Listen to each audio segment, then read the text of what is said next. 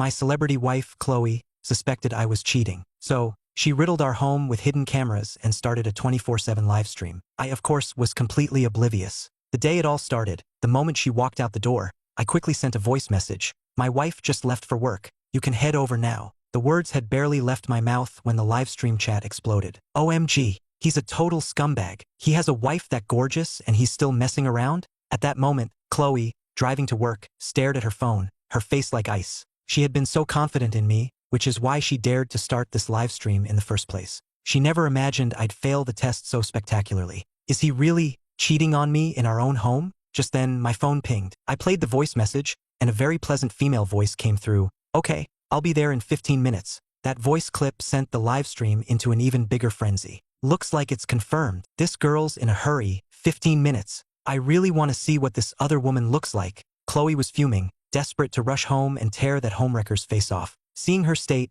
the show's director tried to calm her down. Chloe, maybe it's not what you think. Try not to get too worked up. Chloe stared at the live stream, her expression frigid and silent. Her fans in the chat saw her icy demeanor and sent a flood of comforting messages, but it was as if she didn't see them. Her eyes were locked on me. She still couldn't believe I had the audacity to invite someone over to our house. Wasn't I afraid she might come home unexpectedly? Just then, the me on screen suddenly grabbed his phone and called Chloe. Her face was cold, but she adjusted her tone slightly, answering the call as she normally would. Hey honey, what's up? Nothing much. Just wanted to make sure you got to the office safely. Hearing my words, Chloe's expression grew even colder. In the past, she would have been touched, but right now, she felt a chill spread across her face. This call wasn't about concern for her. It was clearly to confirm she wouldn't be coming home unexpectedly. Chloe desperately suppressed her emotions and said coolly, I'm at work. I have to go to a meeting, so I'll hang up now. Okay, as long as you're there. I ordered takeout for dinner, all your favorites, I said with a smile. After a few more words, I hung up. In the live stream, the comments flew by. Wow, you can tell he's a pro at this. That call was totally to check if Chloe was going to come back home. With a bang, Chloe pushed open the studio door, her face grim, and sat down in her spot. Her assistant greeted her timidly. Hey, Chloe. In the control room, the assistant looked at Chloe's icy face and asked quietly, Chloe, try to calm down. Does he usually call you like this often? Hearing this, Chloe gritted her teeth and said, at least 10 times a month. The assistant was stunned. That often. The director beside her was also shocked. Does he have the stamina of a horse or something? The live stream was immediately flooded with comments calling me a scumbag. Of course, I was oblivious to all of this. I had just boiled a kettle of water and was sitting on the sofa, scrolling through my phone. A few moments later, the doorbell rang. That doorbell instantly silenced the live stream chat, and in the control room, Chloe clenched her fists, her eyes glued to the screen. I smiled as I opened the door and placed a pair of slippers on the floor. A tall, long-haired woman walked in. As she bent down to change into the slippers, her graceful figure was even more captivating. Then, she sat down on the sofa with me. Seeing the woman's face, the live stream chat erupted with comments again. In the control room, Chloe saw the scene and, connecting it to my earlier voice message, was now convinced I was cheating. She wanted nothing more than to rush home and confront me. Chloe, don't panic yet. Let's just see what's really going on, the director advised. Chloe said nothing, her gaze icily fixed on the screen. On screen, the woman looked at me impatiently. Enough of this. It's the same thing every time. When can I come see you without all the secrecy? Soon. In a month, you'll be able to come over openly. I'm gonna tell Chloe everything, and then we won't have to be so sneaky. When the live stream viewers heard my words, they interpreted them in a completely different way. Whoa, it sounds like he's going to divorce Chloe. Poor Chloe. Is he leaving me? That bastard. Chloe cursed through her tears. The director handed her a tissue. Chloe, don't cry yet. If he's going to leave you, you need to start thinking about the division of assets. Yeah, that's right, Chloe. You have to look out for yourself, the assistant chimed in. Chloe couldn't hear a word they were saying, wiping her tears while staring intently at the screen. In the house, Jessica heard what I said and was a bit surprised. Tell your wife. I nodded. I had met Jessica 5 years ago through her grandfather. She only knew that her grandfather respected me deeply, but not why. She had asked, but her grandfather never explained, only saying that I was a very remarkable person. Jessica asked in astonishment. I know you were a top national scholar and a professor at Aurelian University. What else is there to confess to your wife? Tell me. Jessica's words made the live stream chat explode. Is he bragging? A top scholar working as a programmer. A professor at Aurelian University? That's so fake. What a ridiculous lie. A top national scholar? A professor at Aurelian? That's one of the best universities in the country. In the control room, Chloe and the director were also stunned. The director asked, completely bewildered, Chloe, is any of that true? Chloe stopped crying, sensing something was off. She wiped her tears and shook her head. No way. My husband is just an ordinary guy. He's never mentioned being a top scholar. And a professor at Aurelian is even more impossible. I've never even seen him go to DC in all these years. When the live stream viewers heard Chloe's words, the chat filled up again. I knew he was lying. This guy is definitely a fraud. Just making things up to impress women. Exactly, he's got to be a con artist. In an instant, the viewers started making their own predictions. On the screen, I smiled at Jessica and said, "You'll find out in a month. The time isn't right yet." Jessica grew even more curious. "What other identity do you have? What could make my grandfather respect you so much? And what kind of secret do you have to hide from your own wife?" Although Jessica's curiosity was piqued, she saw that I wasn't going to say anything more. Finally, she relented. "Fine, I'll wait a month." Then, she looked at me and chuckled. "Do you think your wife would be shocked if she found out you were a top national scholar and a professor at Aurelian University?" Hearing this, I just smiled. Maybe, but compared to my real identity, being a scholar and a professor is nothing. At this point, the live stream viewers were also getting suspicious, and many of them started searching online. In the control room, the show's director also began to investigate. After 3 minutes, he stared at the information on his computer screen and exclaimed, "It's true. He was the top national scholar in 2018. The information was immediately displayed on the live stream. Whoa, this is, my God, a top national scholar? This is insane. It's real. I found it too." Chloe was completely shocked, staring blankly at the words on the screen. He really was a top national scholar. The director continued his search and quickly found a video of a reporter interviewing me in 2018. In the video, the reporter asked me how it felt to be a top national scholar, and I calmly replied, "It was expected. I've always been a top student. Besides English, I've always gotten perfect scores in all other subjects." The live stream viewers were now watching the same interview. In the control room, Chloe was completely floored. Looking at my records and the interview, she had to admit it was all true. The director, like a curious child, turned to her and asked, "You've been married for 5 years, and he never once mentioned being a top student?"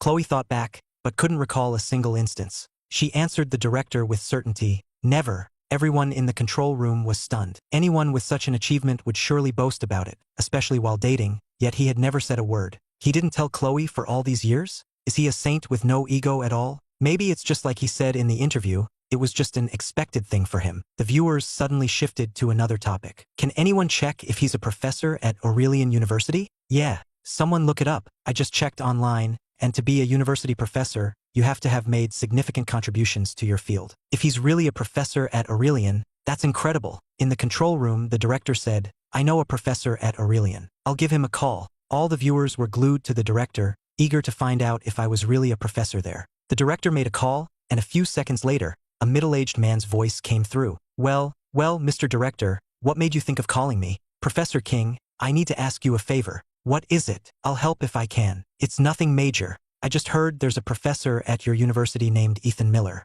I was wondering if you know him." "Ethan Miller? The name sounds familiar. Hold on, let me check." The sound of furious typing could be heard over the phone. After about 2 minutes, the man said, "Found him. There is indeed a professor named Ethan Miller. He became a professor 3 years ago. Looks very young in the photo." Because the director had the call on speaker, everyone in the live stream heard it clearly. "A professor at Aurelian University. It's true." The viewers were all in shock. In the control room, Chloe also found it hard to believe. Her husband of 5 years was a professor at Aurelian? How could this be real? Chloe then said to the director, "Can you ask him to send a photo? Maybe it's just someone with the same name." Less than a minute later, the director's phone buzzed with a message. It was a freshly taken photo of a personnel file, and the person in the picture was undoubtedly me. The identity of an Aurelian University professor was confirmed. Who is this guy? He's only 28. I almost forgot. Ethan is only 28. A 28-year-old university professor. The show's director was also stunned at this point. He had thought this episode would be fun, maybe discovering if I had a secret stash of cash or something. He never imagined that the show would uncover such a monumental secret identity. Beside him, Chloe was also completely bewildered. She had been married to me for 5 years and thought she knew me inside and out, but she never expected this. She gritted her teeth and cursed inwardly. "I'm his wife. A husband and wife should be honest with each other, but he hid something this important from me. Does he even see me as his wife? Or is there some reason he couldn't tell me? You guys are forgetting some details. It seems like he has another identity, one that can't be made public." "Oh yeah, I forgot about that. It does seem like there's something else. Let me guess. The richest man in the world?" The viewers started making all sorts of guesses, their curiosity completely hooked. Back in the room, Jessica saw my calm expression and sighed in resignation. Forget it, I won't ask. You won't tell me anyway. In a month, will I get to know all your secrets? I nodded gently. In a month, I won't hide a single thing. Hearing this, Jessica looked at me with anticipation. I hope your hidden identity doesn't disappoint me. I looked at her with amusement. And what if my real identity does disappoint you? At that, Jessica stared at me seriously. Then I'll punch you. You can't get my hopes up just to let me down. No way. The viewers who heard our conversation couldn't stop laughing. This girl is great. She says whatever she wants. In the control room, Chloe heard our exchange, and her face grew even colder. From what she had seen, even though Jessica wasn't my mistress, the fact that a man and a woman were alone together, talking so freely, still made her very unhappy. You just wait, she thought to herself. When have you ever come over and I haven't made you something delicious? I chuckled. Jessica smiled contentedly. I've already ordered the ingredients. They'll be here soon. In truth, the main reason Jessica came to see me was to enjoy my cooking. Is your husband a good cook? The assistant asked curiously. Hearing this, a grim-faced Chloe gritted her teeth. Since we got married, that jerk has been in the kitchen exactly once. The dish he made was as salty as a pickle. I haven't let him near the kitchen since. Chloe's comment made the live stream even more lively. Haha, same here. I've never revealed my professional chef skills, so now my wife does all the cooking. Bro, my wife found my culinary certificate and beat me up. Now I'm the one who cooks every day. Chloe watched the comments, her face ashen. She remembered how when they were dating, she had told me everything without hiding a single thing, yet he had hidden so much from her. Before long, the doorbell rang. The ingredients had arrived. I glanced at Jessica. We're short on time, so I'll just make a few simple dishes. A clear consommé with bok choy, a shredded tofu soup, some lion's head meatballs, and braised pork belly. Sounds great. Jessica nodded eagerly. Although she would have loved more of my state dinner-level dishes, there clearly wasn't enough time. I took the ingredients into the kitchen, washed and prepped the vegetables, and then started on the first dish, the shredded tofu soup. I placed a block of silken tofu on the cutting board and began to shred it. This dish is the ultimate test of knife skills, requiring thousands of paper-thin tofu threads. At this moment, the live stream chat became even more active. Those knife skills are amazing. Ethan really looks like a professional chef. In the control room, Chloe watched my expert chopping and ground her teeth in frustration. Even though she wasn't a professional, after years of cooking, she could tell from my knife work alone that my culinary skills were top-notch. Seeing her reaction, the assistant laughed. Now you know Ethan can cook. He's been lying to you for years. How are you going to get back at him? Hearing this, Chloe said with a straight face, when this show is over, I'm making him cook for the rest of his life. The viewers laughed at her comment. Ha ha ha, Ethan is doomed. Poor Ethan. He has no idea his wife has discovered all his secrets. I was busy in the kitchen, having finished the tofu and now starting on the chicken. Jessica stood behind me, watching my busy form as if admiring a work of art. Same rules as always. I'll have the food ready by 10:30, and you need to be finished and gone by 11:30. My wife gets off work at 11:30. I know, you're such a nag, Jessica replied, annoyed. The viewers burst out laughing. It's like they're criminals. If Chloe walked in on this, she'd definitely think Ethan was cheating. In the control room, Chloe heard me and couldn't help but laugh out of anger. He was afraid she'd come home suddenly? Fine, she'd mess with him a little. Once he finished cooking, she would call and tell him she was on her way home. The assistant next to her imagined the scene and burst out laughing. That's going to be hilarious. In the kitchen, Jessica looked at me and asked, Grandpa told me the White House executive chef once compared skills with you. He said you were even better than him. I replied while working, something like that happened, but him saying I was better was just him being modest. Our skills are probably on the same level. That's still incredible, Jessica said, looking at me with admiration. A top national scholar, a professor at Aurelian, and cooking skills comparable to the White House chef. It was all too impressive. And on top of that, he was so handsome. Soon it was 10:30.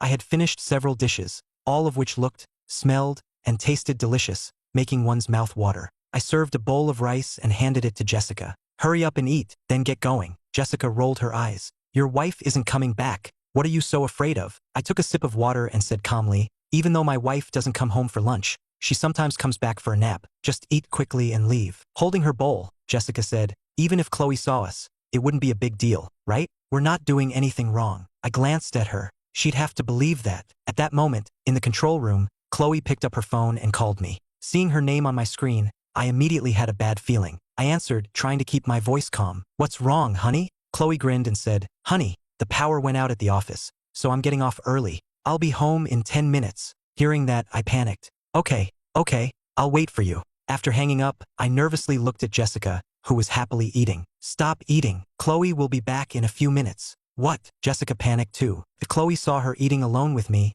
it would be impossible to explain. I didn't have time to think. I rushed to the kitchen, grabbed some containers, and packed up all the food. Jessica frantically took the containers, quickly changed her shoes, and left. I immediately cleared the table, put away the dishes, and opened the windows to air out the room. After washing the dishes in 3 minutes, I finished the cleanup and sat on the sofa, panting. I checked the time and breathed a sigh of relief. Phew, just in time. That was close. At that moment, countless viewers in the live stream were laughing their heads off. In the control room, Chloe and the director also found it hilarious. Chloe, in particular, was laughing so hard she was shaking, feeling a sweet sense of revenge. But that wasn't enough. Chloe picked up her phone again. The next second, seeing Chloe's call, I was confused. "What's up, honey?" Chloe sighed. "Oh, honey, the power just came back on at the office. My boss wants me to go back to work." When I heard that, a million thoughts raced through my mind, but I had to pretend to be calm. "Oh, okay. I understand." Hearing my response, Chloe smiled. "Okay." After hanging up, she happily pumped her fists in the air.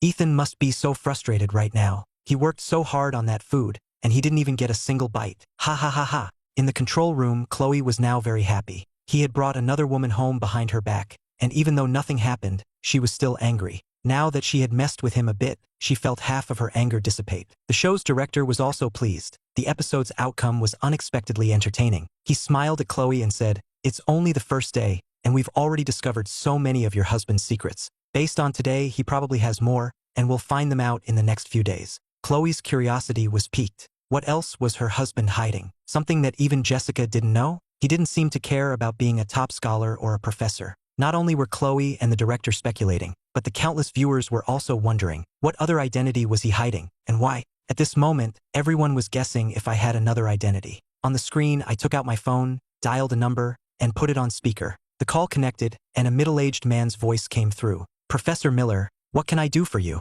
I'm at your service. You're a chairman. What could I possibly order you to do?" The man's tone was very respectful. "You can't say that, sir. You're the real genius here. The company wouldn't be where it is today without your support." The man asked curiously, "Professor Miller, you're obviously very wealthy. Why don't you tell your wife?" I didn't answer him directly, but smiled and said, "In a month, I'll tell my wife everything. Then we won't have to pretend like this anymore." The man laughed. "If your wife knew how much money you have, her jaw would probably hit the floor." We chatted for a few more moments before hanging up, and the live stream chat exploded again. "Whoa, it looks like Ethan's hidden identity is about to be revealed." The person on the phone was a company chairman, and he was so respectful to Ethan. "It seems like Ethan is super rich. Why would he hide that from his wife?" The director in the control room was stunned. He thought the show might lose momentum after the initial excitement, but now another bombshell had dropped. The assistant looked at Chloe and asked, "Chloe, have you ever seen the balance on Ethan's bank account?" Chloe shook her head helplessly. She was just as confused.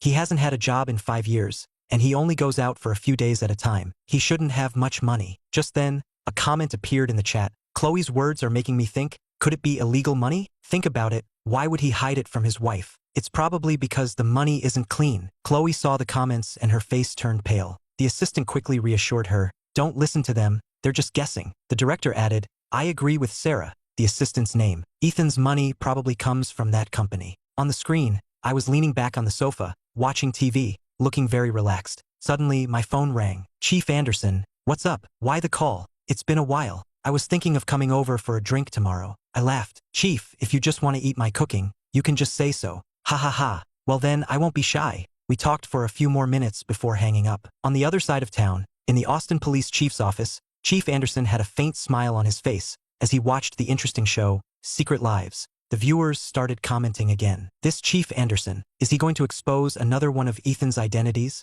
like that woman did?" Chloe saw the comment, thought for a moment and said, "I've never heard of any Chief Anderson." The assistant was a bit speechless. "How many of Ethan's acquaintances do you actually know?" Chloe thought about it. "I've met some. 2 years ago, at his class reunion, I met about 20 of his classmates, but I can't remember their faces." The assistant facepalmed. "What about his friends? How many do you know?" Chloe answered confidently, "1. But he's living abroad now." After saying that, Chloe's expression hardened. The woman from before, Jessica, and the Chief Anderson he just spoke to, she didn't know either of them, and they both seemed to be very close with Ethan. The viewers started commenting again. "Chloe, you poor thing. Your husband hides everything from you. His identity, his past, the people he knows. You're completely in the dark." Chloe read the comments and felt a pang of self-pity. She was Ethan's wife. She had given him her whole heart, yet he kept everything from her. Soon it was time to leave work. Chloe said goodbye to the director and drove straight home. After the live stream ended, the assistant hesitated and said to the director, "Sir, this live show could easily violate someone's privacy.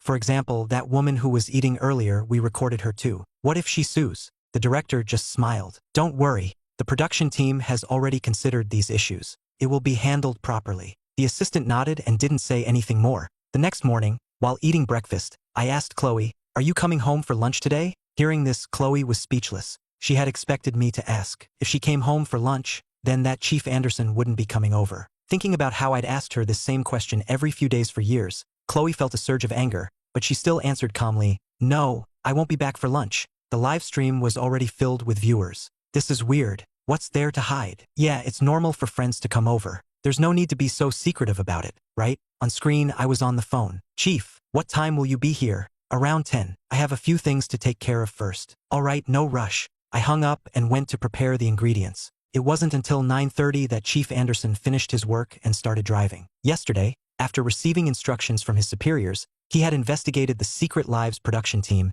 and found it was a brand new show. To add to Ethan's mystique, his superiors had specifically asked him to make an appearance on the live stream to get the audience guessing. The higher-ups wanted to use entertainment to reveal Ethan's identity, which would attract more public attention. But how did they know the Secret Lives show was focused on Ethan? Seems like Ethan has no idea he's being live-streamed. Could it be that the higher-ups have him under 24-hour surveillance? The thought seemed a bit unrealistic. After arriving, Chief Anderson glanced at the black production van parked downstairs and hurried upstairs. Before long, he appeared on the live stream. "I've been so busy lately, I haven't been able to come by for a meal. When I retire from being the police chief, I'll be here every day." The moment he said that, the live stream chat exploded with comments. The title "Police Chief" sent a cold sweat down the director's back. Live streaming someone without their consent was illegal. The production team had anticipated such issues and planned to solve them with money, but could money solve this? The chat was flying. "It's over, it's over. The show is going to be cancelled." The director looked at the comments, then at the chief on screen, and started to panic. What should he do? Stop the broadcast or continue? Stopping would mean huge losses, but continuing, who would bear the consequences? This Chief Anderson might not even be the real police chief, he tried to reassure himself. The viewers heard the director and chimed in. "It's easy to find out his identity. Information on people in his position is public. Just search online." "Right, I'm searching now." The director also immediately searched online and found him right away, complete with a photo. He looked at the chief on the screen, then at the photo online, and his face turned pale. "Oh my God, he's the real deal." The director felt a bitter taste in his mouth. Wasn't Ethan just supposed to be a programmer? How did he know such a high-level official? Chloe was even more bewildered. How did her husband know such an important person? And why had he hidden it from her? On the screen, I had already brought the finished dishes to the table. "Chief, if you want to eat my cooking in the future, you'll probably have to come to DC." Chief Anderson was enjoying his meal when he heard me and paused. "Why's that?" I chuckled. "I'm planning to move to DC, but I'll come back to visit every year." The chief asked, confused, "Why move to DC all of a sudden? Isn't it nice here in Austin?" I just smiled and didn't explain further. He wasn't aware of my true identity. After it's revealed next month, I'll most likely have to move to DC. The main reason is that the things I possess have made too many other countries envious. If I stay in Austin, my family will be in danger. The comments started flying again. "Ethan is moving to DC next month? Real estate there is insanely expensive. A decent-sized house would probably cost tens of millions, right?" The assistant asked curiously, "Chloe, are you guys moving to DC?" Chloe was still in a daze, knowing nothing. Was this even her husband anymore? Since the show began, she felt like she was married to a stranger. On the live stream, Chief Anderson was savoring the delicious food. "This is the best food I've ever had. None of those fancy restaurants can compare. If you became a chef, you'd make at least $50,000 a month." I smiled and said, "Being a chef is too tiring. I want to spend more time with my wife. I've really enjoyed these past 5 years with Chloe. Now that my identity is about to be revealed, I'll have to focus on my work." The chief laughed as he ate. "Your wife doesn't know anything about your past, does she?" I nodded. "I've hidden it well. My wife is a bit of a romantic. She trusts me unconditionally." The chief laughed. "Would Chloe be shocked to find out you were a top national scholar and an honorary professor at Aurelian?" I smiled. "Maybe. Those 2 titles are nothing special." The chief was speechless. Nothing special? Well, compared to his other identity, he supposed they were. Suddenly, the chief remembered something. "Are you planning to hide this from your wife forever?" I shook my head. "Next month, I'll tell her everything." The chief seemed uncertain. "You're going to tell her about that too?" I nodded. A flicker of confusion appeared in the chief's eyes. For years ago, he had signed a non-disclosure agreement, forbidding him from revealing the identity of the young man before him. At the time, he had been puzzled. Did this identity really need to be kept secret? After the meal, Chief Anderson patted my shoulder and smiled. "Ethan, my boy, we've known each other for 10 years. If you ever need help with anything, don't hesitate to ask."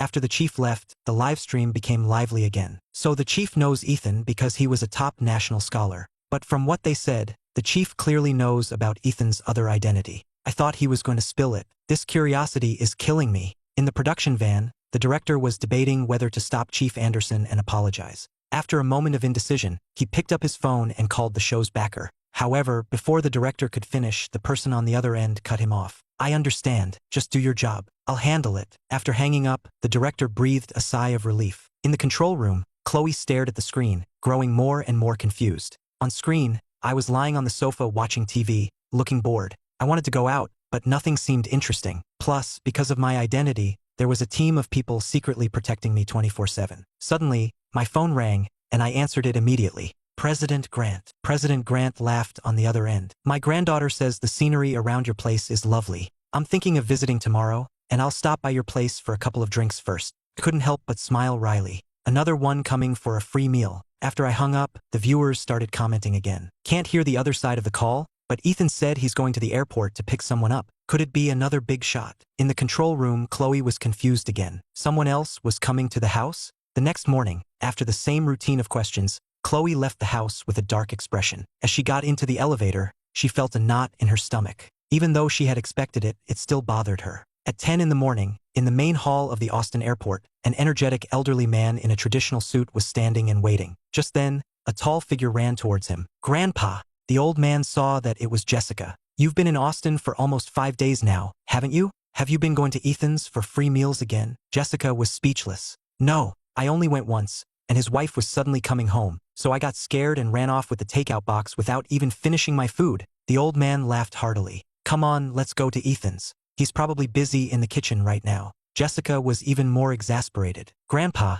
why didn't you tell me earlier? I already made reservations at a restaurant, and my friend is waiting for me there." Meanwhile, the viewers on the live stream were idly scrolling through the chat. "Where's the guest? Why aren't they here yet? I've been waiting forever." They were all dying to know who today's visitor was, but there was still no sign of anyone. Just then, there was a knock at the door. Everyone heard the doorbell on the live stream, and then saw me walk out of the kitchen. The viewers instantly perked up. "Damn, I've been watching since 8 a.m. They're finally here." Everyone in the control room also snapped to attention, their eyes fixed on the screen. A middle-aged man in a suit stood at the door. He didn't look like an ordinary person. "Professor Miller, long time no see." The man seemed a bit reserved upon seeing me. The viewers saw this and started commenting. "This guy looks like a successful businessman. Why is he acting so humble in front of Ethan?" In the control room, the assistant looked at the man, feeling like he looked familiar, but she couldn't place him. Chloe also stared at the screen, curious. She felt like the man was acting like a subordinate in front of her husband. Seeing Mr. Davis's posture,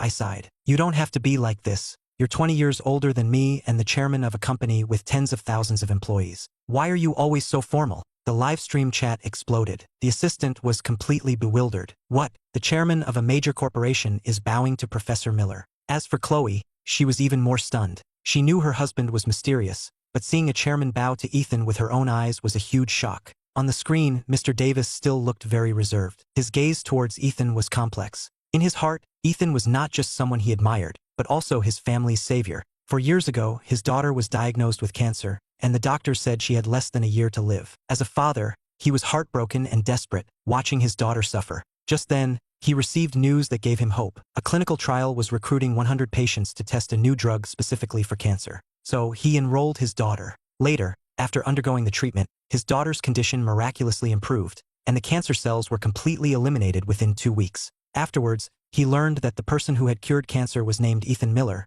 and that the mass production of the cancer drug was being carried out at his own company. From that point on, he began to have dealings with me. Mr. Davis looked at me, his expression grave. "Professor Miller, thank you for saving my daughter." I sighed, a little exasperated. "You thank me for that every single time we meet." He remained serious, his gaze unwavering. "Professor Miller, if you hadn't developed the cure for cancer, my daughter would have been gone 3 years ago. You didn't just save her, you saved my entire family." Mr. Davis's words instantly set the live stream on fire. Cured cancer? Is that for real? 4 years ago, how old was Ethan? The viewers found it hard to believe. They only remembered that 4 years ago, a world-shaking announcement was made. Cancer had been cured. All types of cancer. When that news broke, the entire world was stunned. What made them even prouder was that the person who cured cancer was an American. The only mystery was that the identity of the person who cured cancer was never revealed. And now, they were being told that it was Ethan Miller. It was simply too incredible to believe. Chloe was completely bewildered. Her husband cured cancer? How did she not know? The comments were still flying, with some viewers questioning if this was all just a stunt created by the show. The director assured everyone, rest assured, we have not hired any actors. Even if our production team was that capable, we couldn't possibly get the police chief to act for us. You're giving us too much credit. The viewers thought about it and realized the director had a point. So how can we prove that Ethan was the one who cured cancer? On screen, I said to Mr. Davis, I'm a researcher. That's just my job. Mr. Davis remained serious. Regardless, you are my family's savior. I waved my hand. Let's not talk about that. Have a seat. I poured 2 cups of hot tea and handed them to the men, smiling. President Grant, how long are you planning to stay? The old man took a sip and smiled wryly. 3 days at most. I'm still the president of Aurelian University, after all. Once I retire, I can go wherever I please. At that moment, the live stream fell completely silent. Everyone was still processing the old man's words. In the control room, the director was also shocked and, at the same time, terrified. If this really was the president of Aurelian University, he was definitely done for. He had live-streamed him without his consent. The next second, the director scrambled to his computer and started typing frantically. It wasn't just the director. Countless viewers were also searching. The information was public and easy to find. Within half a minute, viewers were looking at the search results, their scalps tingling. The old man really was the president of Aurelian University. The assistant was also stunned by the information, never imagining the show would capture such a huge revelation. Chloe instinctively covered her mouth. The president of Aurelian University was talking to her husband so familiarly? The director's feelings were different from the others. Besides shock, he felt immense fear. The police chief had already scared him, but this old man today had him terrified out of his wits. The director quickly called the show's backer, stammering and trembling, but was cut off before he could finish. I know. Keep the stream running. I've been watching. The director breathed a sigh of relief but still asked uncertainly, are you sure it's okay? The voice on the other end was calm. I said it's fine, so it's fine. You don't need to worry about it.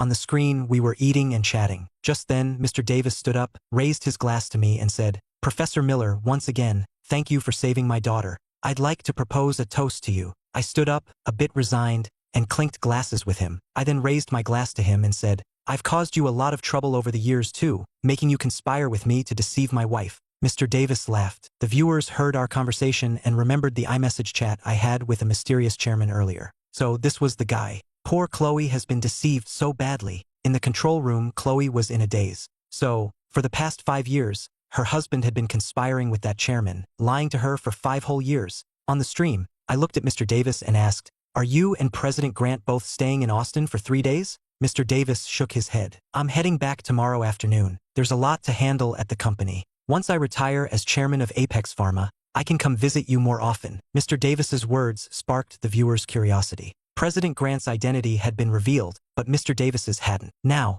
everyone was searching for chairman of Apex Pharma. The director also immediately started searching, his heart pounding as he typed, praying it wasn't another VIP. 30 seconds later, his face turned deathly pale. Chairman of Apex Pharma, named Daniel Davis. The file included his photo. The director was trembling. It was another major figure. How did we get so unlucky? We start a simple reality show and end up running into all these powerful people he can't afford to offend. He wanted to call the backer and stop the show, but then he remembered the boss was watching the stream and would surely call him, which gave him a little peace of mind. The assistant and Chloe were also looking at the online information, both completely shocked. All of Ethan's visitors were major figures. The assistant said, the cancer drug produced by Apex Pharma is the same one that was announced 4 years ago. The viewers also realized this, and a shockwave went through them. This meant that Ethan was the one who had cured cancer. Ethan, I'm truly impressed. That cure came out 4 years ago, when Ethan was only 24. Incredible. The viewers were all amazed. Chloe was also stunned. Her husband was this brilliant. On the screen, the 3 of us continued our casual chat. President Grant looked at me, his eyes full of admiration. I've lived a long life, but I've never met a young person as brilliant as you. Curing cancer at 24. There aren't many your age so dedicated to research. I shook my head gently. Everyone has their own path. Some want to make a lot of money, some want to be famous, and others just want a simple life. In the research world, there are others my age who are just as dedicated. President Grant nodded and then asked curiously, so, what is your dream? I smiled, my expression turning serious and my tone firm. My dream is simple. I want to make healthcare affordable for everyone. I want humanity to no longer suffer from disease. I didn't finish my last sentence. Halfway through, I realized I couldn't say the rest to President Grant and Mr. Davis. They only knew I had cured cancer. They were unaware of my other research achievements. I couldn't reveal a single word without permission from my superiors. Hearing what I did say, their expressions turned solemn, and their eyes filled with awe. In this day and age, how many people's dreams were to make healthcare affordable and free humanity from suffering? In that instant, I became something truly great in their eyes. They thought about the capitalists who funded research and developed drugs solely for profit. Some were even worse, deliberately choosing slow-acting, long-term treatments when they could have developed quick cures.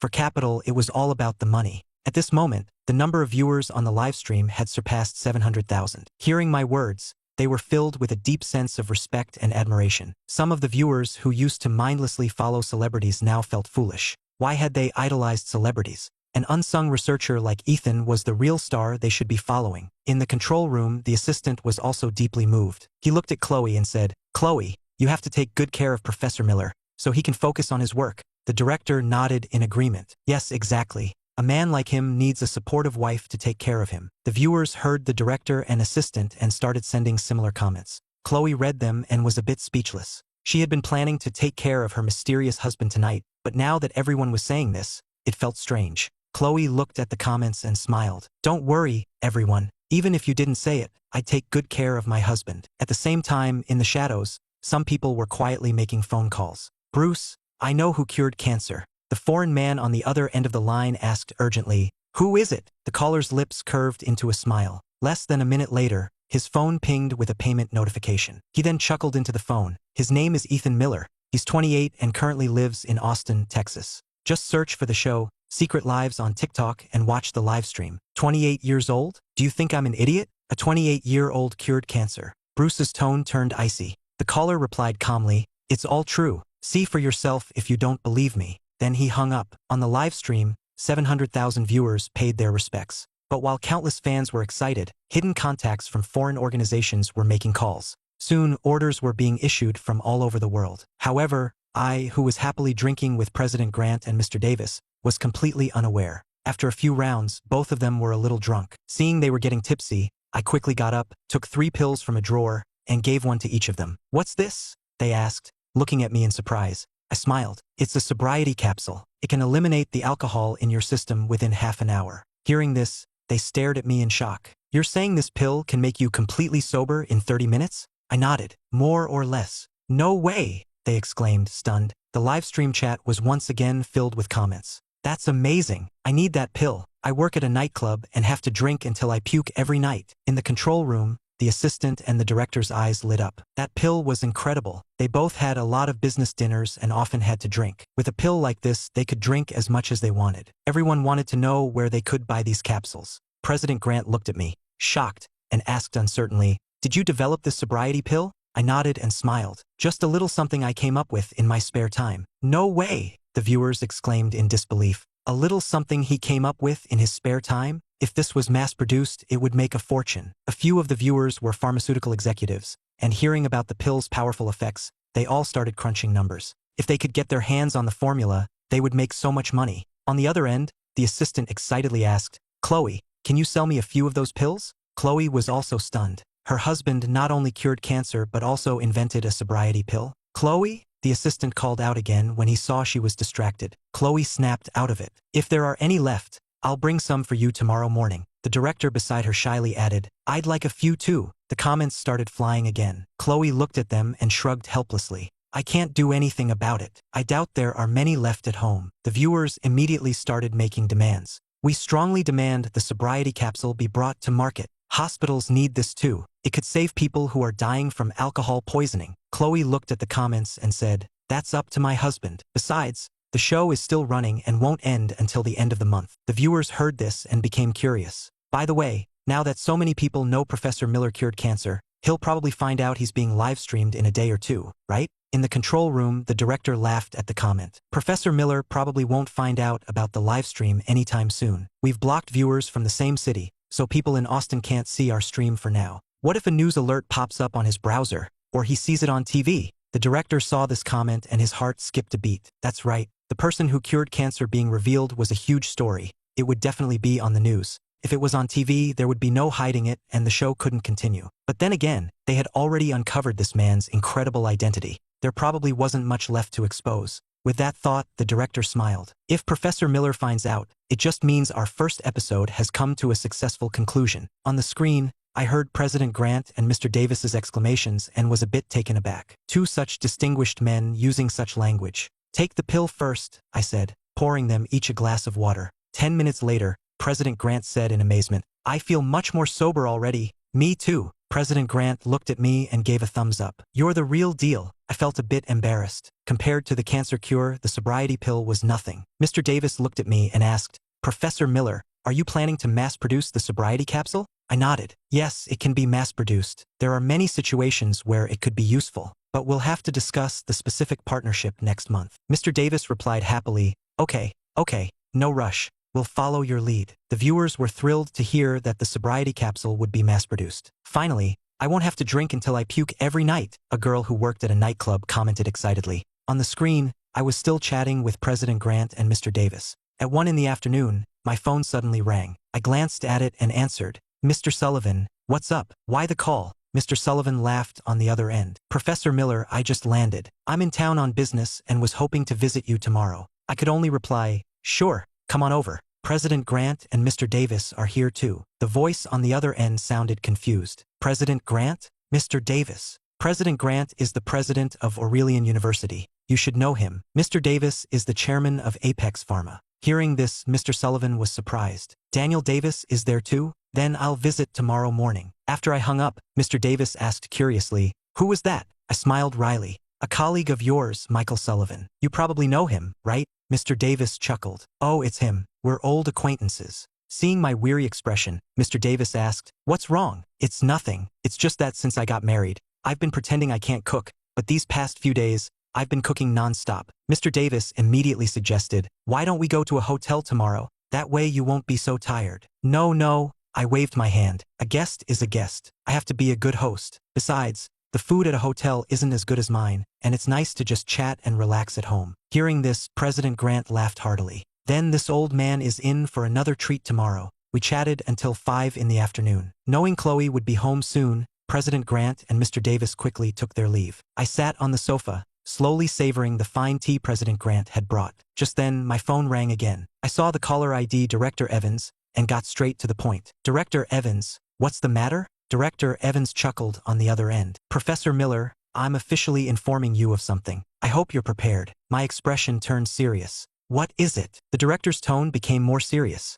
I've received orders from above. At the beginning of next month, when your identity is revealed, your latest research achievements will also be made public. In the live stream, the comments started pouring in again. Who is Professor Miller talking to? Why does he look so serious? I can't hear the other side. This is killing me. I thought all of the professor's identities had been revealed, but it feels like there's still more. There can't be another identity, can there? No matter how brilliant he is, his age is a factor. In reality, the viewers didn't think there could be any more hidden identities. The ones already revealed were incredible enough. They were mostly still watching to see how Chloe would take care of me when she got home tonight. In the control room, Chloe had already planned out how she would attend to her husband, and she couldn't wait to get home. Now, she felt an urge to worship her husband. It wasn't even 5:30 yet, and to Chloe, time was crawling. Every second felt like an eternity. The viewers seemed to notice Chloe's eagerness and started teasing her. Is Chloe totally idolizing Professor Miller right now? Is she feeling excited? Chloe saw the comments,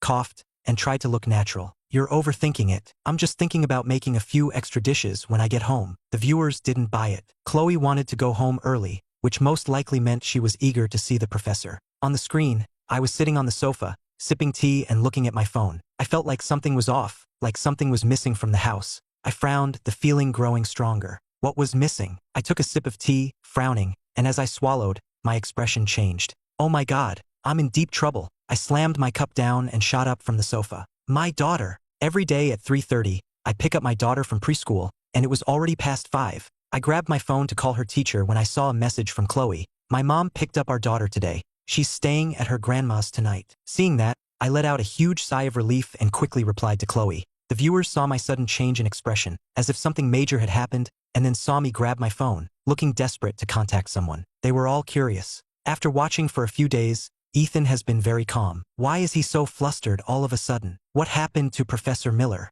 Who is he messaging? Chloe received my message and felt a mix of exasperation and amusement. She knew I would forget to pick up our daughter, which is why she had arranged for her mom to get her in the afternoon. She had wanted to properly attend to her husband, but with their daughter around, it was always a bit restrictive. Chloe glanced at the chat and explained, Ethan was messaging me. He forgot to pick up our daughter from school. The viewers burst out laughing. Is that even his biological daughter? Ha ha ha. Where's the kid now? Shouldn't he call the teacher? Chloe chuckled. My parents picked her up. She's staying at their place tonight. I get it. I get it. Ha ha ha. Understood. Looks like there's going to be a storm tonight. The viewer's reaction was even bigger. Chloe saw them teasing her, but surprisingly, she didn't blush. Instead, she turned to the director and said, when I get home, I'm turning off the cameras. The director chuckled. All right. The assistant also gave her a knowing look. At 5:40 p.m., when I saw my wife come home, I quickly stood up from the sofa. Did Grandpa and Grandma miss their granddaughter? Chloe didn't answer,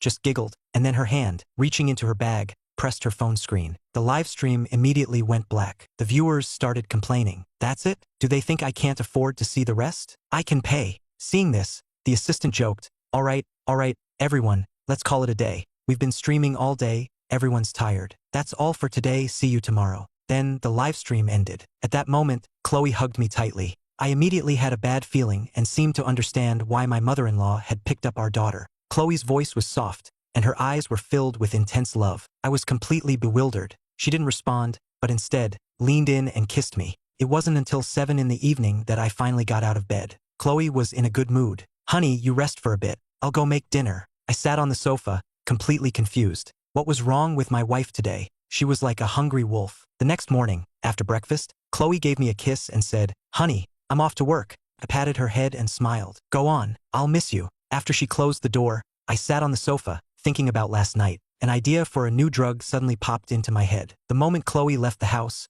she unblocked the cameras. There were already 300,000 people waiting in the live stream. When they saw me, the comments started flying. In the control room, the assistant looked at the cheerful Chloe and teased, Chloe, you're looking great today. Did you take some kind of special supplement? The viewers joined in the teasing. Chloe didn't answer, but instead picked up her phone and sent a message. Her mother replied instantly, what's wrong with Ethan? Did you two have a fight? Chloe's face flushed, and she replied, no fight. I just wanted our daughter to stay with you for a couple of days. Her mother understood immediately and sent back a message. You're not getting any younger. If you want a second child, you should get on it. Chloe was speechless. Though embarrassed, she picked up her phone and sent me a message. Honey, do you want a son? I was surprised to receive the message. You want a second child? Yes, I want another one. It'll make the house livelier. Seeing her message, I smiled and replied, okay, let's do it. Great, honey. I'll tell my mom to keep our daughter for a few more days. Hearing that, I suddenly felt a wave of exhaustion. After settling the second child plan,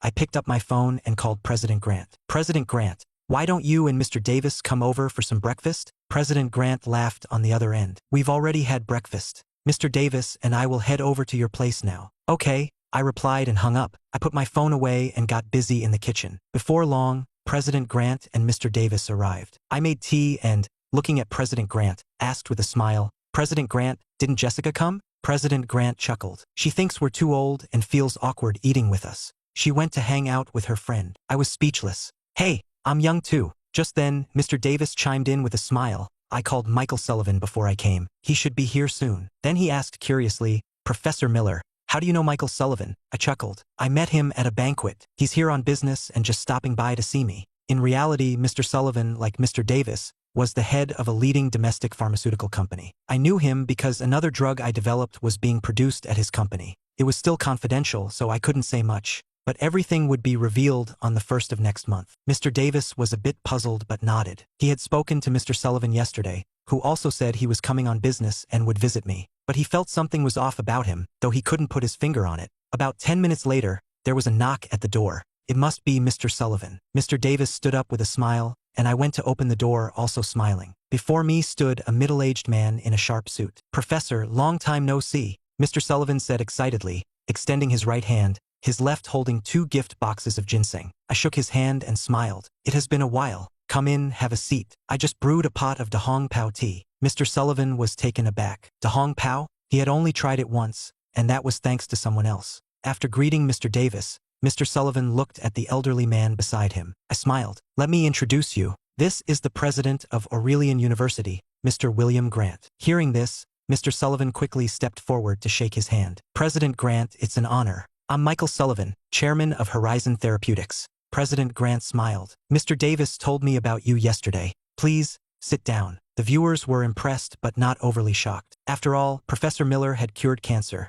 It wasn't surprising that he knew company chairman. On the screen, the four of us were sipping the fine tea and chatting. Mr. Sullivan looked at Mr. Davis and asked curiously, Daniel, how did you and the professor meet? The same way you did at a banquet, Mr. Davis replied, not revealing the real reason. The reason was simple. Without permission from his superiors, he couldn't say a word. Mr. Sullivan nodded. Last night, I told you I met the professor at a banquet. That was a lie. Mr. Davis frowned. Why would you lie to me? Then, Mr. Sullivan gave a mysterious smile. Because I signed a non-disclosure agreement. I can't reveal anything about the professor. However, Mr. Sullivan, I cut him off before he could finish. Seeing my frown, Mr. Sullivan was taken aback. What was going on? The professor seemed completely unaware. In fact, last night around 8, Mr. Sullivan had received a call from his superiors, informing him that the 6-year-old NDA was terminated and he was free to speak. His superiors hadn't mentioned whether the professor had been informed. Could it be they haven't had a chance to tell the professor yet? Beside them, Mr. Davis and President Grant heard the mention of an NDA and saw my solemn expression, and they immediately guessed what was happening. Mr. Sullivan had signed an NDA related to Professor Miller,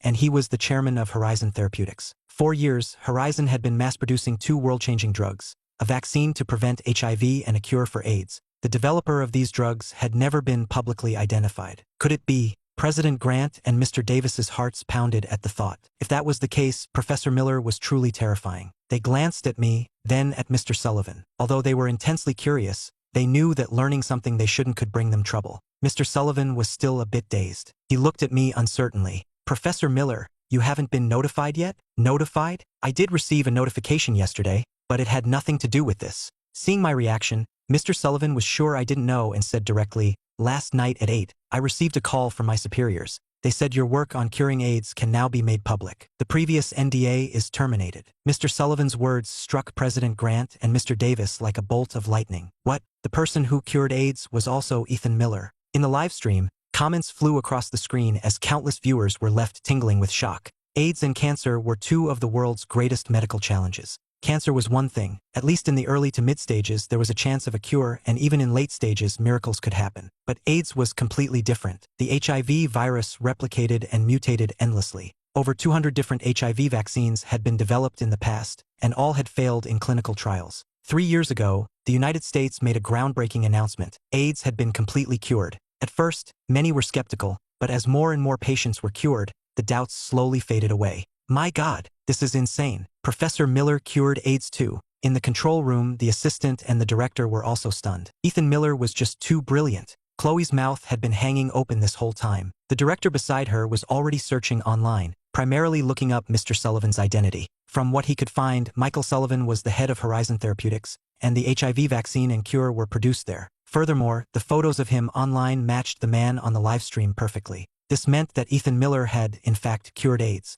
The director announced to the viewers, I've checked Michael Sullivan's background. He is indeed the chairman of Horizon Therapeutics, and the HIV vaccine and cure are produced by his company. This means Ethan Miller really did cure AIDS. Incredible. I'm speechless. From this day on, I'm Professor Miller's biggest fan. If anyone dares to say a bad word about the professor, I'll hunt them down. So amazing. I'm a believer now. Fanatical comments flew across the screen. On the screen, President Grant and Mr. Davis were visibly shaken. President Grant said in a heavy voice, Professor Miller, you are truly extraordinary. At that moment, William Grant felt completely humbled. Although he was the president of a prestigious university and had made his own academic contributions, they paled in comparison to Ethan's achievements. Mr. Davis's eyes were also filled with deep admiration. Seeing their reactions, I felt a bead of sweat form on my brow. Please, you two, calm down. President Grant shook his head, his hands trembling as he grasped mine. I quickly helped him to a seat. President Grant, please don't get too excited. It's not good for your health. Even though I cured AIDS, it's not that big of a deal. I built upon the work of countless predecessors.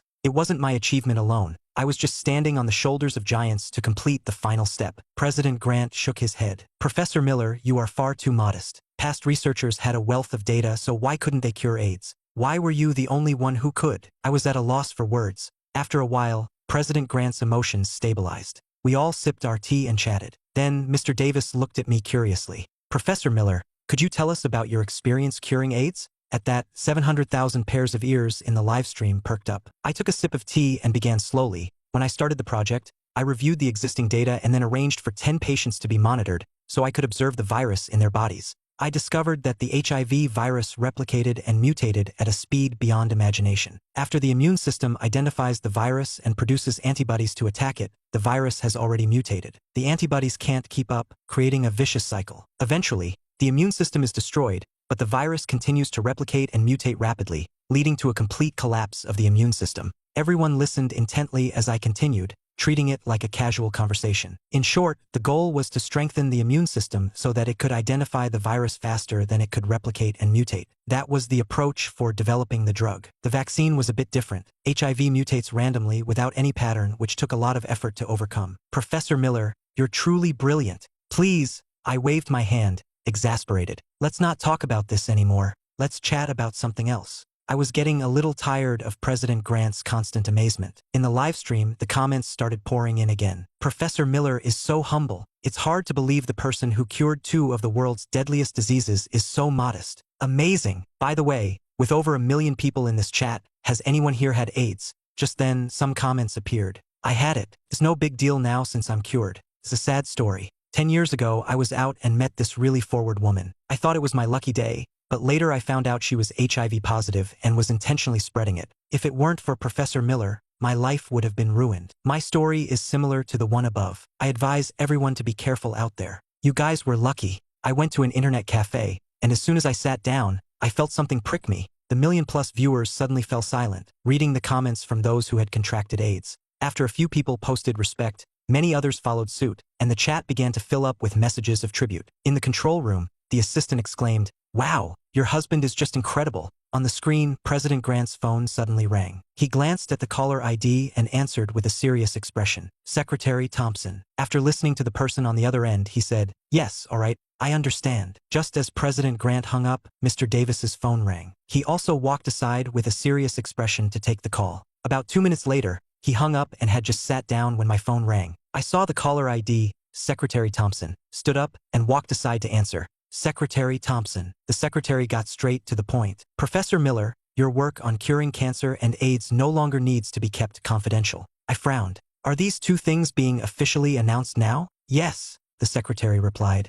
Just then, President Grant looked at me and said, I just got a call from my superiors. They said your work on curing cancer can be discussed. The NDA is no longer in effect. Mr. Sullivan was stunned. He looked at President Grant. Cancer. Professor Miller cured cancer too. President Grant chuckled. Mr. Davis and I have known about that for a while. As for you, if you hadn't come today, I probably wouldn't have known the professor also cured AIDS. The viewers were also discussing this. Having seen the 3 of us receive calls one after another and hearing about NDAs, they realized that Ethan's identity had been a secret until now. Director, you might be in big trouble. Professor Miller's identity was a national secret, and now it's been leaked because of your show. How many years in prison will the director get? The viewers' discussion made the director's face turn white. The assistant also realized the gravity of the situation. But didn't they just say those things don't need to be secret anymore? It should be fine, right? Chloe tried to reassure the terrified director and assistant, though she wasn't so sure herself. I'm going to the restroom, the director said, his face pale, as he left the control room to call the show's backer. Mr. Sterling, have you been watching the live stream? The backer answered immediately, his tone calm. I've been watching. It's not a big deal. The professor's work was confidential before, but as they just said, the NDAs are terminated. I'll handle the rest. The director asked uncertainly, Mr. Sterling, are you sure it's okay? We live-streamed the president of Aurelian and 2 major corporate chairmen. I will take care of it. You just focus on your job. Mr. Sterling, please, just give me some reassurance. The backer was silent for a moment. This was authorized by higher-ups. They want to use the live stream to boost the professor's profile. I understand, Mr. Sterling, the director said excitedly. The backer added a warning. Keep this quiet. I'm telling you this because it was just authorized. The higher-ups have their reasons, and we just need to follow orders. The director was stunned. If Mr. Sterling just got authorization, did that mean the higher-ups were with him right now? He quickly said, "Don't worry, I won't tell anyone. I'll do a good job." After hanging up, the director let out a long sigh, feeling a sense of relief he hadn't felt before. All his worries vanished. When he returned to the control room, the assistant looked at him anxiously. "Director, is everything going to be okay?" The director smiled. "I just spoke to the backer. Mr. Sterling said it's fine. If the professor's identity couldn't be revealed, we'd be done for. But since it no longer needs to be a secret, we'll be okay." On the screen, the four of us were eating and talking. Mr. Davis looked at me and asked a question that had been on his mind. "Professor Miller, did you develop the cure first? Or the vaccine?" His curiosity was justified. Normally, if a cure for AIDS was successfully developed, there would be no need for a vaccine. President Grant also looked at me, curious. I chuckled. "I developed the drug first, then the vaccine. Logically, once you have a cure, there's no need for a vaccine. I wanted to develop the vaccine partly to challenge myself, and partly to make more money." Make more money? President Grant and Mr. Davis were confused. Couldn't he make money with the cure? Mr. Sullivan smiled. "Think back to when the drug and vaccine were launched. At the time, we claimed the cure was difficult to mass produce, so it was only supplied domestically, while the vaccine could be mass-produced for global distribution." President Grant and Mr. Davis instantly understood. When the news was first announced, it was met with worldwide skepticism. But as more and more patients were cured, the critics fell silent. From that day on, the world demanded that Horizon Therapeutics mass-produce the AIDS cure. But Horizon issued a statement claiming that some components of the drug were difficult to extract, making mass production impossible. For the time being, it would only be supplied to the US, but the vaccine could be produced in large quantities. Although other countries didn't believe this, they had no choice but to opt for the vaccine. Some, resentful of America's profits, tried to reverse engineer the vaccine, but every attempt failed. Left with no other option, the world began to purchase the vaccine in massive quantities. Recalling those events, President Grant and Mr. Davis felt a sense of satisfaction. The viewers also remembered those years. That was so satisfying. Horizon Therapeutics must have made a fortune from the vaccine. I remember when the vaccine was later made free in the US, it drove the rest of the world crazy. Ha ha ha. Serves them right. Yeah, it was a brilliant move. 1.5 billion doses, all free. Our country is amazing. The director and assistant were also excited, as they had both lived through that time. Americans got the vaccine for free, while foreigners had to pay $1,000 a dose. Chloe also smiled. It was hard to describe her feelings, but in short, she felt incredibly proud. On the stream, President Grant and Mr. Davis both gave Mr. Sullivan a thumbs up. "That was well done." Mr. Sullivan shook his head and smiled. "It was actually the professor's idea." I explained, "I was tired of their practices. Plus, their drugs were sold at a higher price here, so I set the vaccine price at $1,000 a dose." Mr. Davis then asked curiously, "What's the production cost of the vaccine?" Mr. Sullivan smiled and held up 3 fingers. Mr. Davis guessed, $30? Mr. Sullivan nodded with a grin. "You got it. $30 cost, $970 profit." "That much?" President Grant looked at Mr. Sullivan in shock. The viewers were so stunned they could only type OMG in the chat. That profit margin is insane. Besides the US, there are billions of people in the world. Even if only a fifth of them get vaccinated, the market is huge. Horizon Therapeutics must be rolling in money. Brilliant. Absolutely brilliant, Mr. Sullivan. But as great as he is, Professor Miller is even greater. All hail the professor. Not all of the million viewers were American, and for them this was even harder to swallow. Another group felt even worse. Those who had once been American citizens but had since emigrated to other developed countries. When they first left, they were proud, feeling superior. Now, seeing the country they had left behind thriving so much, they felt a bitter unease, like dumping someone only to find out years later that their ex was doing much better than them. It was a complicated feeling. The most frustrating part was that life abroad wasn't as great as they had imagined. But there were no do-overs. They could never get their American citizenship back. They were now foreigners. And to the people in their new countries, they weren't truly local either. Most saw them as immigrants. On the stream, we continued to eat and talk, the conversation growing more and more animated. Mr. Sullivan was a bit of a talker, and with the alcohol, he became the life of the party. Mr. Sullivan laughed. "I saw the latest sales figures the other day. We've sold 3 billion doses of the vaccine. I think we've pretty much saturated the market. I've discussed it with the board, and we've decided to stop selling the vaccine and start selling the cure." President Grant asked curiously, "How are you planning to price the cure?" Mr. Sullivan smiled and held up 1 finger. $10,000 a box. To be cured, you need 3 boxes. President Grant thought for a moment. With so many people abroad already vaccinated, not many will buy the cure. Mr. Sullivan nodded. "Not too many, but there are still a lot of AIDS patients in other countries. There will still be plenty of buyers." Mr. Davis asked, "What's the cost of 1 box of the cure?" Mr. Sullivan chuckled. "Not much. $530. President Grant and Mr. Davis were stunned. A cost of $530 and a price of $10,000. A profit of over $9,000. Seeing their expressions, Mr. Sullivan smiled faintly. The drugs those foreign pharmaceutical companies sell us have even higher profit margins. We're only selling it for $10,000 a box.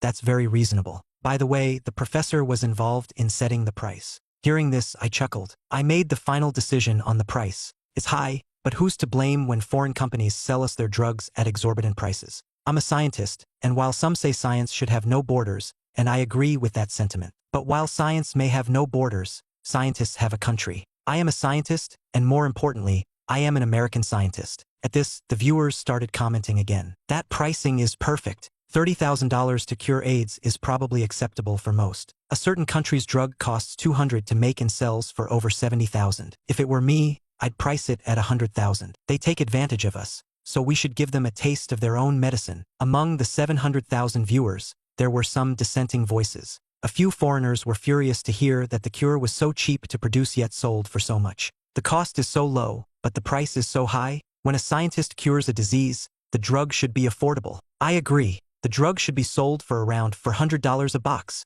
Many people saw these opposing comments, clicked on their profiles, and found they were all from other countries. They immediately started firing back. Science has no borders, but scientists have nationalities. Professor Miller is an American, so what if he sells it for $10,000 a box? Why don't you think about how you sell drugs that cost $200 to make for a fortune? What's wrong with us selling it for $10,000? Deal with it. In the control room, the director saw this and immediately blocked the foreign accounts, kicking them out of the live stream. He then announced, "I've blocked them and kicked them out." The viewers were not happy. Why'd you kick them out? Let us yell at them first, then kick them. Yeah, I wasn't done yelling. That's not cool, director. On the screen, President Grant raised a full glass of strong liquor. Come, a toast to our Professor Miller. Let's down this glass. Mr. Davis also raised a full glass. Cheers. Seeing them about to down a full glass of hard liquor, Mr. Sullivan was shocked and quickly tried to stop them. No, that's strong stuff. Drink a little less, a little less. Hearing this, President Grant and Mr. Davis exchanged a look, both thinking the same thing. Let's mess with Mr. Sullivan. I saw what they were planning and decided to play along. I put down my glass and said, drinking by the glass is no fun. How about we drink straight from the bottle? President Grant laughed heartily. All right, from the bottle it is. Mr. Davis also laughed. I'm going to drink 5 bottles. Mr. Sullivan couldn't believe it. They must all be drunk and bragging. So even Professor Miller boasts when he's had too much to drink. From the bottle, hard liquor? But to his surprise, the next second, I actually turned around and got 4 bottles of liquor. Mr. Sullivan's face turned pale, but he still didn't quite believe it. How could they drink straight from the bottle? This was hard liquor. He had drunk with Mr. Davis before and knew his tolerance. If he chugged a whole bottle, he'd end up in the hospital, especially since he had already had more than a glass. Now, President Grant, Mr. Davis, and I each had a bottle, caps off, and we all looked at the motionless Mr. Sullivan. Mr. Davis raised an eyebrow at him. Why aren't you opening your bottle? Seeing Mr. Davis acting so serious, as if he was really going to chug it, Mr. Sullivan still found it hard to believe. He suspected they were just trying to scare him, so he also twisted off the cap. President Grant said, "All right, from the bottle it is. Cheers." Mr. Davis laughed and then started chugging straight from the bottle. The sight left Mr. Sullivan completely stunned. They were really chugging it? This was insane. It was hard liquor. Drinking too much could be dangerous. The viewers saw Mr. Sullivan's shocked expression and couldn't help but laugh. This is hilarious. Professor Miller, President Grant, and Mr. Davis are so playful, ganging up to scare Mr. Sullivan. Ha ha ha, Mr. Sullivan doesn't know about the sobriety capsule yet. His scared face is kind of cute. In the control room, the assistant glanced at Chloe with a smile. Chloe, your husband is pretty fun. Chloe just smiled, not saying a word, her eyes fixed on her wonderful husband on the screen. On the screen, within a minute, the 3 of us had each finished a bottle. We put the bottles down and all looked at Mr. Sullivan. He started to sweat.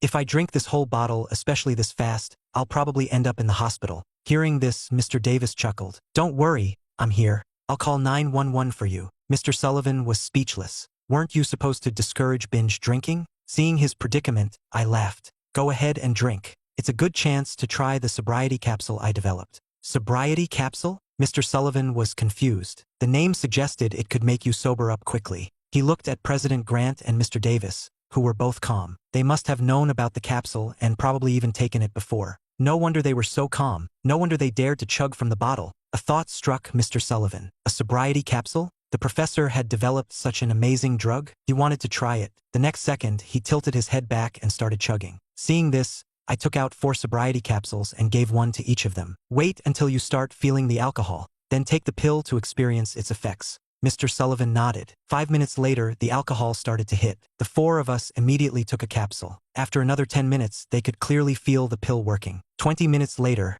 Mr. Sullivan looked at me in amazement. Professor Miller, this pill is incredibly effective. I chuckled. After taking it, it takes about 30 minutes to break down most of the alcohol in your system, and it's completely gone within 40 minutes. Mr. Sullivan was deeply impressed. This Professor Miller was young, but everything he did was astonishing. He had cured cancer, cured AIDS, and even developed a sobriety capsule. If this capsule was brought to market, it would be a massive bestseller. The viewers had once again witnessed the power of the sobriety capsule and were amazed, eagerly awaiting its release. With this pill, I'll never be afraid of drinking again. Even if it gets approved, it'll probably take a year or 2 to hit the market. Meanwhile, in the Austin Police Chief's office, Chief Anderson was watching the live stream. A few days ago, his superiors had asked him to visit Ethan and make an appearance on the stream to boost his profile. At the time, he thought they wanted to use the show to reveal Ethan's role in curing cancer. He never imagined that after watching for a couple of days, he would discover Ethan had so many other accomplishments. He also understood why the higher-ups knew about the Secret Lives show from the very beginning. A person like Ethan would undoubtedly be under constant protection. There were surely plainclothes officers around him at all times, and even Chloe, their child, and his close relatives were likely being protected. Chief Anderson sighed. He remembered signing an NDA a few years ago when his superiors had informed him that Ethan had cured cancer. At the time, because Ethan was going to be living in Austin long-term, he was given a mission to handle any matter related to Ethan, big or small, with his full support. On the stream, the 4 of us chatted until 5 in the afternoon. Before leaving, President Grant asked me, "What are your plans for tomorrow?" I replied, "My wife has the day off tomorrow, so we have to go to her parents' house." President Grant nodded, and then the 3 of them left. The house suddenly became quiet. I thought for a moment, then got up and went to the kitchen to start cooking. I wanted to make 3 dishes for Chloe before she got home, so she could have a nice meal. At 5:30, I sent Chloe a message. When she received it, her heart ached for some reason, especially after learning he had cured AIDS. Back then, the mere mention of AIDS was terrifying. Her husband must have been exposed to the virus countless times to cure it. If he had accidentally gotten infected, it would have been devastating. Chloe looked at the message and replied. After putting her phone away, she said to the director and assistant, "When I get home, I'm ending the stream for the night." The director and assistant had no objections. Surprisingly, the viewers didn't protest either. In fact, they were very supportive. "I'm leaving now," Chloe said, glancing at the chat and ignoring the comments. In the blink of an eye, Chloe was home. "You're back." She walked up to me, her eyes full of love, and wrapped her arms gently around my neck. I brought the food to the table, and after we sat down, Chloe picked up a piece of stir-fried pork and held it to my lips. My wife has been acting a little strange lately. She was usually in a normal mood, and it was normal for her to serve me food, but feeding me directly like this hadn't happened in a long time. I had just eaten the first piece when she picked up another and held it to my mouth. I started to sweat a little. "Are you treating me like a child?" Chloe just chuckled. "You need to eat to have strength." What has gotten into my wife these past few days? We ended up spending over half an hour just on dinner. After we finished, Chloe looked at me and said, "You go take a shower first. I'll clean up and then take one too." I went to the master bathroom to shower, and after Chloe finished cleaning up, the next morning it was 9 o'clock before I slowly got out of bed. Looks like I need to hurry up and develop that stamina-boosting candy.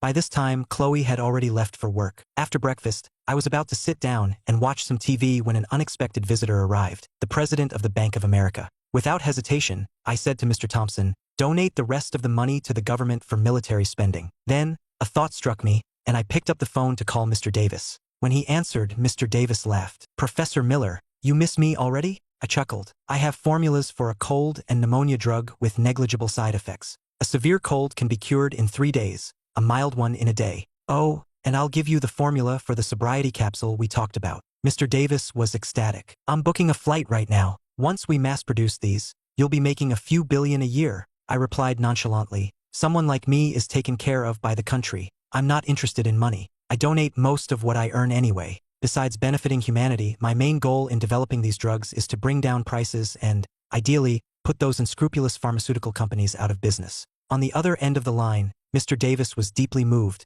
his eyes filled with admiration. I then made another call to Michael Sullivan, the chairman of Horizon Therapeutics. "Mr. Sullivan, find some time to come see me again. I've developed a hemorrhoid treatment. With both topical and oral medication, it can cure them in 7 days." Mr. Sullivan's expression changed. The hemorrhoid treatments currently on the market were only effective for mild cases. Severe cases required surgery, which was extremely painful both during and after. Some patients described it as passing broken glass. And the professor was saying his drug could cure it in 7 days? The value of such a drug was immense. As the saying goes, 9 out of 10 people have them. Once this drug hit the market, sales would skyrocket. Mr. Sullivan quickly said, "I'm booking a flight right now." I nodded. "All right, that's all for now. I have a guest here." Beside me, Mr. Thompson stared at me in shock. This man was about to completely reshape the pharmaceutical industry. Just then, something strange happened in the live stream. Whoa, what's going on? I can't type Professor Miller. Me neither. I can't type Ethan Miller, not even with symbols in between. In the control room, the director and his team saw the comments and were startled. They couldn't type Ethan Miller? The 3 of them tried and found it was true. "Try it on iMessage," the assistant suggested. He then sent a message to Chloe containing only the name Ethan Miller. A second later, Chloe stared at her phone and frowned. "I really didn't get it." The assistant was confused. His phone said the message was sent successfully. At that moment, everyone realized what was happening. The higher-ups had intervened. Then, another viewer commented, "I can't type the name of the show now either. What's going on? I just asked my mom to search for it, and she couldn't find it." What the viewers didn't know was that, in the outside world, a major announcement was being made in the news. In the control room, just as the director was about to call the backer, he received a message from Mr. Sterling. "Continue with the show." The director looked at the message and asked the question on his mind. "What's happening? A lot of people can't find the live stream, and the professor's name is blocked. The higher-ups have stepped in. From now on, no new viewers can join the stream, but existing viewers can come and go as they please. You don't need to worry about anything else. Just keep the stream running. Oh, and pay close attention to the news for the next couple of days." Okay. The director put his phone away and announced to the viewers, "I've just received an update. The issue with the show's name and the professor's name is due to intervention from the higher-ups. Viewers who have already joined the stream can come and go freely, but no new viewers will be able to join." The viewers all had a look of understanding. So, the higher-ups were involved. But why would they do this? Professor Miller had cured so many diseases. Shouldn't they be trying to increase his exposure, not limit it? The director was also confused and could only say, "Everyone, keep an eye on the news lately. Maybe you'll find the answer there." On the other side, Chloe's mother had been in a state of shock for the past 2 days. She desperately wanted to ask her son-in-law about it in person, but given the situation, if Ethan found out he was being live-streamed, the show would probably have to end. Then, an idea struck her, and she picked up her phone to call my mother. The call connected quickly. "Hello, it's been a while. Is there a reason for your call today?" Chloe's mother composed herself and asked, "I wanted to ask you something. Do you know who cured cancer?" My mother chuckled on the other end. "It was Ethan, of course. Why do you ask?" Chloe's mother was speechless. Such a direct answer? She then asked, "What about AIDS?" "That was Ethan too. Are you watching that secret live show?" Yes, I am." "Don't tell me you also found out about him curing AIDS and cancer from the show." "No, his father and I have known for years. We didn't say anything because we both signed NDAs." Chloe's mother gasped. "Ethan solved so many of the world's problems, and you're not surprised?" My mother laughed. "Not at all. Ethan has been a prodigy since he was a child. He could read by 5, was always top of his class, and was a top national scholar. Oh, and he was fluent in 6 languages by the time he was in high school. Nothing he does surprises us. And when he was 19, he became— Oh wait, I can't tell you that yet." "Became what at 19? Why did you stop?" "I can't say. You'll find out on October 1st. I really can't say right now." Chloe's mother's heart was in turmoil. It sounded like Ethan had an even bigger secret. On the screen, Mr. Thompson and I were enjoying our drinks. Just as we were getting into it, both our phones pinged with a notification. A news alert popped up, published by the Federal News Network. The headline read, "Various global rankings to be announced starting September 9th. World's richest list to be released tomorrow, September 9th. At almost the same time, everyone's phones buzzed with the same news alert. People were curious. Why was a government-backed news agency releasing the world's richest list? And it sounded like there would be other lists besides that one. Many of the viewers on the livestream also saw the news. Professor Miller has over $600 billion. If he's on the list, he'll be the richest person in the world. So that's why. I think I get it now. The reason his name and the show's name are blocked, and no new viewers can join, is to prevent overexposure before the announcement. I have a feeling Professor Miller's name is going to be on that list. If he's on the world's richest list, the whole world is going to lose its mind. In the control room, Chloe was also getting very excited. Would Ethan's name be on the list? If it was, and he was at the top spot, just the thought of it made her heart race. The afternoon flew by, and around 2 o'clock, Mr. Thompson got up to leave. "Professor Miller, perhaps your name will be on that list. I just smiled and said nothing. After he left, I picked up my phone and called Secretary Thompson. When he answered, I got straight to the point. Secretary Thompson, the news says the world's richest list is being released tomorrow. My name isn't going to be on it, is it? The secretary laughed. The list is indeed related to you. The higher-ups want to create a buzz and draw the world's attention to our country. He then added seriously, in recent years, our country's technology has developed at an explosive rate. We've caught up to developed nations in many fields and even surpassed other superpowers. Our people have become more and more confident. Releasing these lists is a way to further boost national pride and also serve as a deterrent to the rest of the world. The next morning at 10, media outlets across the country displayed the exact same image on phones, TVs, and other devices. In large letters, the screen read, "The world's richest." In the bottom right corner, it said, "One name revealed every half hour." Wealthy individuals from all over the world had heard the news that the American government was releasing its own top 10 richest list. Everyone was puzzled. The current top 10 had no Americans. Announcing the list would only boost other countries' prestige. Why were they doing this? With questions in their minds, they waited for the results. With 5 minutes until the 10th name was revealed, the world waited. As the countdown ended, the name appeared on the screen. Number 10, Sergey Brin, nationality, United States, personal assets, $93.4 billion.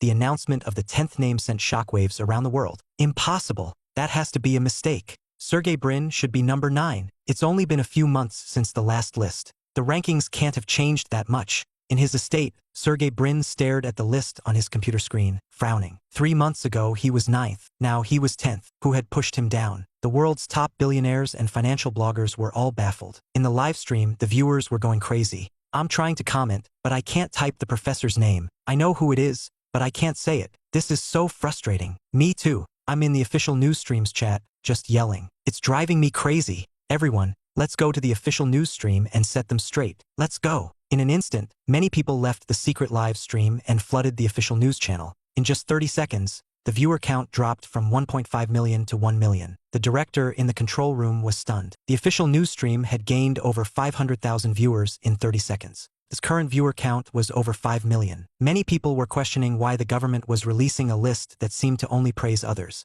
What's the point of this? Exactly. They should stop this announcement. Just then, the chat was suddenly spammed with the same comment. They're releasing this list because the richest person in the world is an American, someone you would never imagine. The uninformed viewers saw the spam and were confused. Is this for real? Many people started asking, you're saying the richest person is an American? Who is it? Yeah, tell us, who is it? Those who knew the truth wanted to say, but all the keywords were blocked. They couldn't say it even if they wanted to. It was infuriating. The official stream then revealed the 9th name, number 9, Larry Page, nationality, United States, personal assets, $97.2 billion.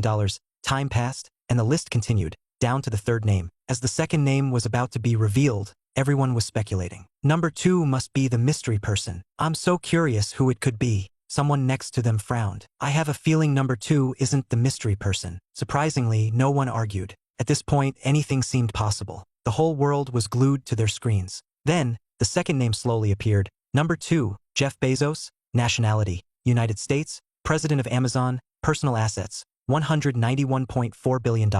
When the 2nd name was announced, the world erupted. In the control room, Chloe was incredibly excited because her husband's name was about to appear at the very top of the list. As time ticked by, the countdown to the number 1 spot began. When it ended, a line of text slowly faded in on the screen. Number 1, Ethan Miller, nationality, United States, personal assets, $613.1 billion.